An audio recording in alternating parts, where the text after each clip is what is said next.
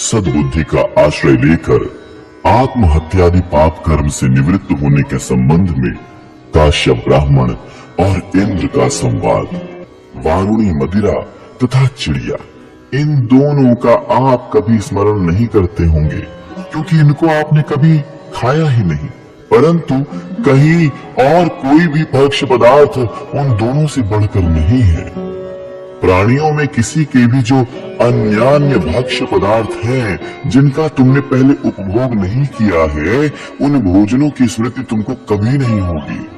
मैं ऐसा मानता हूँ कि किसी वस्तु को न खाने, न छूने और न देखने का नियम लेना ही पुरुष के लिए कल्याणकारी है, इसमें संशय नहीं। जिनके दोनों हाथ बने हुए हैं, निसंदेह वो ही बलवान और धनवान है।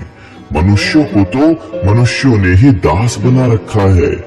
कितने ही मनुष्य बारंबार वध और बंधन के क्लेश भोगते रहते हैं, परंतु वो भी आपस में क्रीड़ा करते, आनंदित होते और हंसते हैं। दूसरे बहुत से बाहुबल से संपन्न विद्वान और मनस्वी मनुष्य दीन, निंदित एवं पाप पूर्ण वृत्ति से जीविका चलाते हैं।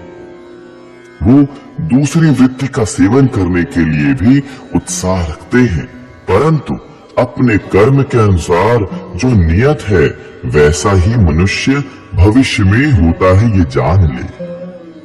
भंगी अथवा चांडाल भी अपने शरीर को त्यागना नहीं चाहता, वो अपनी उसी योनि से संतुष्ट रहता है। देखिए भगवान की कैसी माया है। काश्यप, कुछ मनुष्य लूले और लंगड़े हैं, कुछ लोगों को लकवा मार गया है, बहुत से मनुष्य निरंतर रोगी ही रहते हैं। उन सब की ओर देखकर ये कहना पड़ता है कि आप अपनी योनि के अनुसार निरोग और परिपूर्ण अंग वाले हैं। आपको मानव शरीर का लाभ मिल चुका है।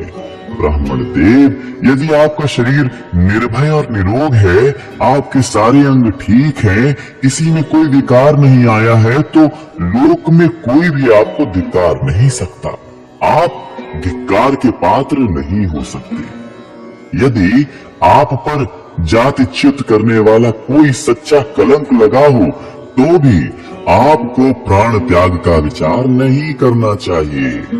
ब्रह्मर्षि, आप धर्म पालन के लिए उठ खड़े होइए। हे ब्राह्मण, यदि आप मेरी बात सुनेंगे और उस पर श्रद्धा करेंगे तो आपको वेदोक्त धर्म के पालन का ही मुख्य फल प्राप्त होगा। आप सावधान होकर स्वाध्याय, अग्निहोत्र, सत्य, इंद्रिय संयम तथा दान धर्म का पालन कीजिए। किसी के साथ स्पर्धा मत कीजिए। जो ब्राह्मण स्वाध्याय में लगे रहते हैं तथा यज्ञ करते और कराते हैं, वो किसी प्रकार की चिंता क्यों करेंगे और कोई आत्महत्या आदि बुरी बात भी क्यों सोचेंगे? वो यदि चाहें तो यज्ञादि के द्वारा विहार करते हुए महान सुख पा सकते हैं। जो उत्तम नक्षत्र, उत्तम तिथि और उत्तम मुहूर्त में पैदा हुए हैं, वो अपनी शक्ति के अनुसार यज्ञ एवं दान करते हैं। न्यायानुकूल संतानोत्पादन की चेष्टा भी करते हैं। दूसरे जो लोग आसुर नक्षत्र, दूषित तिथि तथा अशुभ मुहूर्त में उत्पन्न होते हैं, वो यज्ञ तथा संतान से रहित होकर आसुरी योनि में पड़ते हैं। पूर्व जन्म में मैं एक पंडित था और कुतर्क का आश्रय लेकर वेदों की निंदा करता था। प्रत्यक्ष के आधार पर अनुमान को प्रधानता देने वाली थोथी तर्क विद्या पर ही उस समय मेरा अधिक अनुराग था। मैं राजाओं में जाकर तर्क और युक्ति की बातें ही अधिक बोलता। जहां दूसरे ब्राह्मण श्रद्धा पूर्वक वेद वाक्यों पर विचार करते, मैं बलपूर्वक आक्रमण करके उन्हें खरी खोटी सुना देता और स्वयं ही अपना तर्कवाद बका करता था। मैं नास्तिक, सब पर संदेह करने वाला तथा मूर्ख होकर भी अपने को पंडित मानने वाला था। विप्रवर, ये श्रृगाल योनि मेरे उसी कुकर्म का फल है। अब मैं सैकड़ों दिन रातों तक साधन करके भी क्या कभी वो उपाय कर सकता हूँ जिससे आज सियार की योनि में पड़ा हुआ मैं पुनः वो मनुष्य योनि पा सकूं? जिस मनुष्य योनि में मैं संतुष्ट और सावधान रहकर यज्ञ, दान और तपस्या में लगा रह सकूं, जिसमें मैं जानने योग्य वस्तु को जान लूं और त्यागने योग्य वस्तु का त्याग कर दूं। ये सुनकर काश्यप मुनि आश्चर्य से चकित होकर खड़े हो गए और बोले, आओ, तुम तो बड़े कुशल और बुद्धिमान हो। ऐसा कहकर ब्रह्मर्षि ने उसकी ओर ज्ञान दृष्टि से देखा। तब उसके रूप में उन्हें देव शचीपति इंद्र दिखाई दिए। तदनंतर काश्यप ने इंद्रदेव का पूजन किया और उनकी आज्ञा लेकर वो पुनः अपने घर को लौट गए।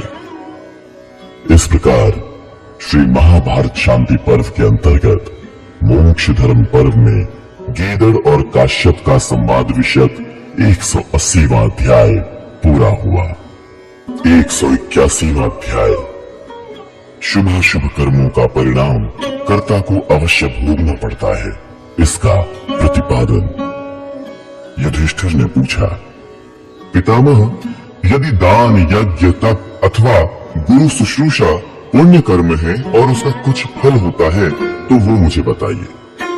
भीष्म जी ने कहा, राजन, काम, क्रोध और ऐसे ही अन्य दोषों से युक्त बुद्धि की प्रेरणा से मन पाप कर्म में प्रवृत्त होता है। इस प्रकार मनुष्य को अपने ही कार्यों द्वारा पाप करके दुखमय लोक में गिराया जाता है। पापाचारी दरिद्र मनुष्य दुर्भिक्ष से दुर्भिक्ष, क्लेश से क्लेश और भय से भय पाते हुए मरे हुओं से भी अधिक मृतक तुल्य हो जाते हैं। जो श्रद्धालु, जितेंद्रिय, धन संपन्न तथा शुभ कर्म परायण होते हैं, वो उत्सव से अधिक उत्सव को, स्वर्ग से अधिक स्वर्ग को तथा सुख से अधिक सुख को प्राप्त करते हैं। नास्तिक मनुष्यों के हाथ में हथकड़ी डालकर राजा उन्हें राज्य से दूर निकाल देता है और वो उन जंगलों में चले जाते हैं जो मतवाले हाथियों के कारण दुर्गम तथा सर्प और चोर आदि के भय से भरे हुए होते हैं। इससे बढ़कर उन्हें और क्या दंड मिल सकता है? जिन्हें देव पूजा और अतिथि सत्कार प्रिय है, जो उदार हैं तथा श्रेष्ठ पुरुष जिन्हें अच्छे लगते हैं, वो पुण्यात्मा मनुष्य अपने दाहिने हाथ के समान मंगलकारी एवं मन को वश में रखने वाले योगियों को ही प्राप्त होने योग्य मार्ग पर आरूढ़ होते हैं। जिनका उद्देश्य धर्म नहीं है, ऐसे मनुष्य मानव समाज के भीतर वैसे ही समझे जाते हैं जैसे धान में थूथा पौधा और पंख वाले जीवों में मच्छर है। जिस मनुष्य ने जैसा जैसा कर्म किया है वो उसके पीछे लगा रहता है। यदि कर्ता पुरुष शीघ्रता पूर्वक दौड़ता है तो वो भी उतनी ही तेजी के साथ उसके पीछे जाता है। जब वो सोता है तो उसका कर्म फल भी उसके साथ ही सो जाता है। जब वो खड़ा होता है तो भी वो उसके पास ही खड़ा होता है, और जब मनुष्य चलता है तो उसके पीछे पीछे वो भी चलने लगता है। इतना ही नहीं, कोई कार्य करते करते कर्म संस्कार उसका साथ नहीं छोड़ता, सदा छाया के समान पीछे लगा रहता है। जिस मनुष्य ने अपने अपने पूर्व जन्मों में जैसे जैसे कर्म किए हैं, वो अपने ही किए हुए उन कर्मों का फल सदा अकेला ही भोगता है। अपने अपने कर्म का फल एक धरोहर के समान है, जो कर्म जनित अदृष्ट के द्वारा सुरक्षित रहता है। ऐसे अवसर आने पर ये काल इस कर्म फल को प्राणी समुदाय के पास खींच लाता है। जैसे फूल और फल किसी की प्रेरणा के बिना ही अपने समय पर वृक्षों में लग जाते हैं, उसी प्रकार पहले के किए हुए कर्म भी अपने फल भोग के समय का उल्लंघन नहीं करते। सम्मान, अपमान, लाभ हानि तथा उन्नति अवनति ये पूर्व जन्म के कर्मों के अनुसार बार बार प्राप्त होते हैं और प्रारब्ध भोग के पश्चात निवृत्त हो जाते हैं। दुख अपने ही किए हुए कर्मों का फल है और सुख भी अपने ही पूर्वकृत कर्मों का परिणाम है। जीव माता की गर्भशैया में आते ही पूर्व शरीर द्वारा उपार्जित सुख दुख का उपभोग करने लगता है। कोई बालक हो, तरुण हो या बूढ़ा हो, वो जो भी शुभाशुभ कर्म करता है, दूसरे जन्म में उसी अवस्था में उस कर्म का फल उसे प्राप्त होता है। जैसे बछड़ा हजारों गायों में से अपनी मां को पहचान कर उसे पा लेता है, वैसे ही पहले का किया हुआ कर्म भी अपने कर्ता के पास पहुंच जाता है। जैसे पहले से क्षार आदि में भिगोया हुआ कपड़ा पीछे धोने से साफ हो जाता है, उसी प्रकार जो उपवास पूर्वक तपस्या करते हैं उन्हें कभी समाप्त न होने वाला महान सुख मिलता है। तपोवन में रहकर की हुई दीर्घ काल तक की तपस्या से तथा धर्म से जिनके सारे पाप धुल गए हैं, उनके संपूर्ण मनोरथ सफल हो जाते हैं। जैसे आकाश में पक्षियों के और जल में मछलियों के चरण चिन्ह दिखाई नहीं देते, उसी प्रकार ज्ञानियों की गति का पता नहीं चलता। दूसरों को उलाहना देने तथा लोगों के अन्यान्य अपराधों की चर्चा करने से कोई प्रयोजन नहीं है। जो काम सुंदर, अनुकूल और अपने लिए हितकर जान पड़े, वही कर्म करना चाहिए। इस प्रकार श्री महाभारत शांति पर्व के अंतर्गत मोक्ष धर्म पर्व में 181वां अध्याय पूरा हुआ। 182वां अध्याय भारद्वाज जी और भृगु के संवाद में जगत की उत्पत्ति और विभिन्न तत्वों का वर्णन।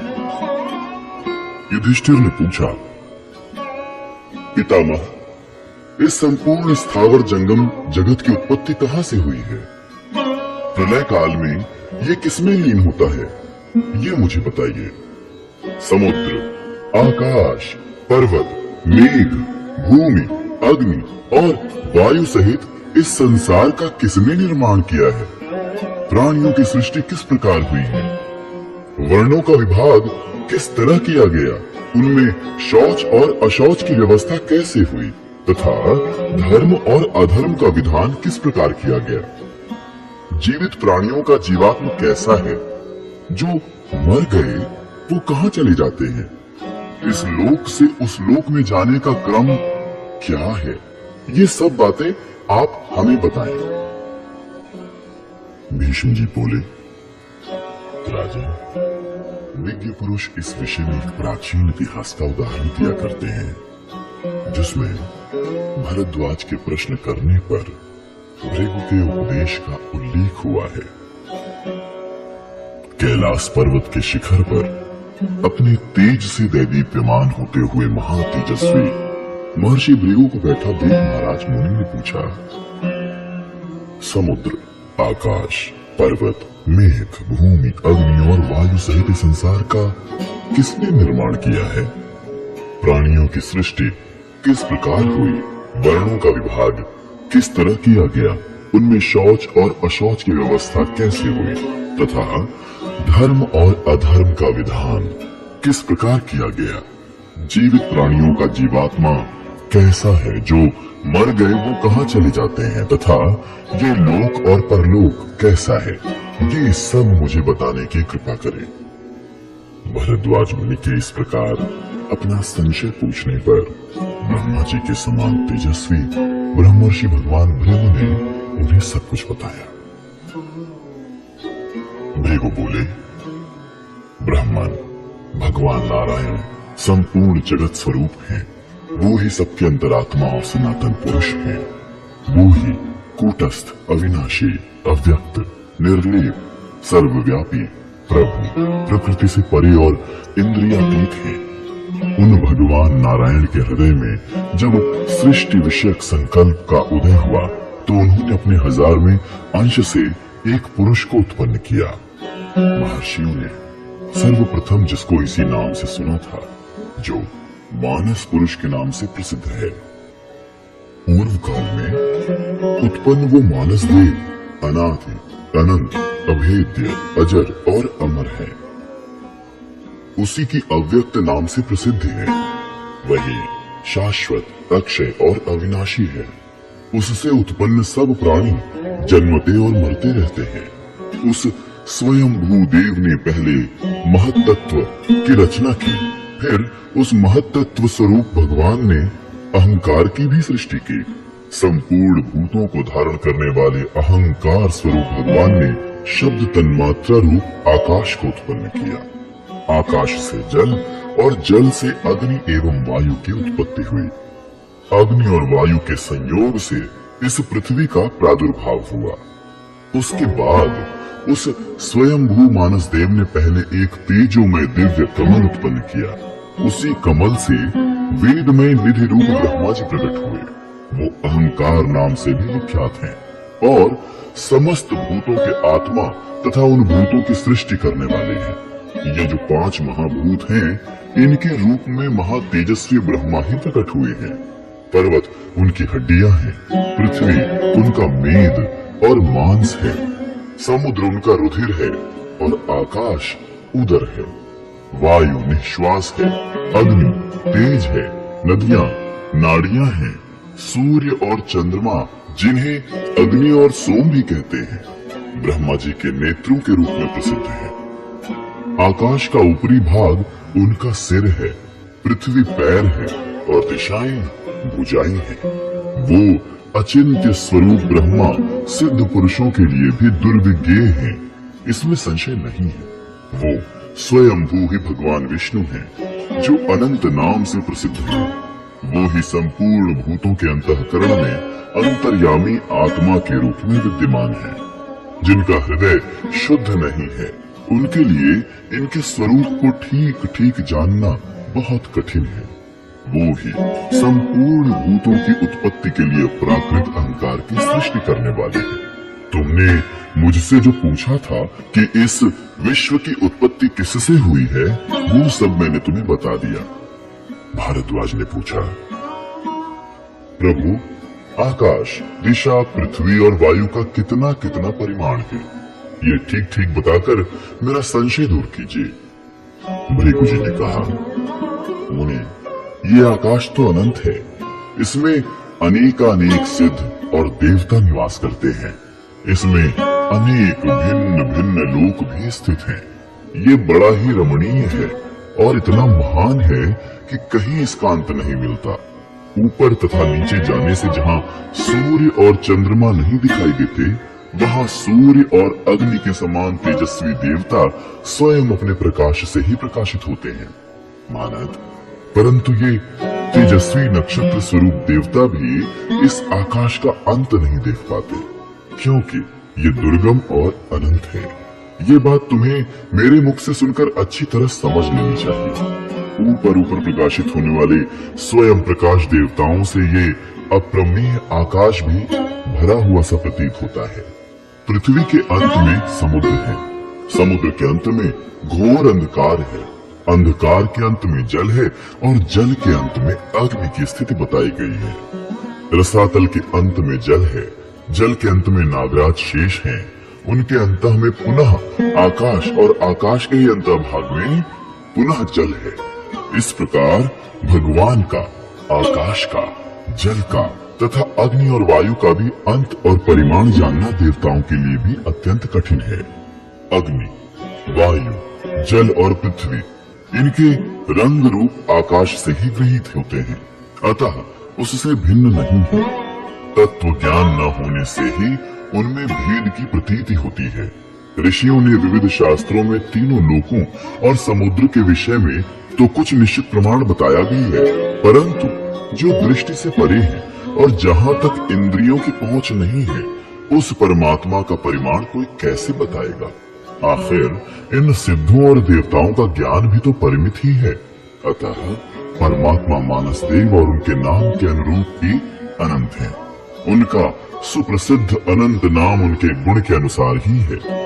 जब उन परमात्मा का वो दिव्य रूप उनकी माया से कभी बहुत छोटा हो जाता है और कभी बहुत बढ़ जाता है, तब कोई उनके भिन्न दूसरा उन्हीं के समान प्रतिभाशाली कौन है जो कि उस स्वरूप का यथार्थ परिमाण जान सके?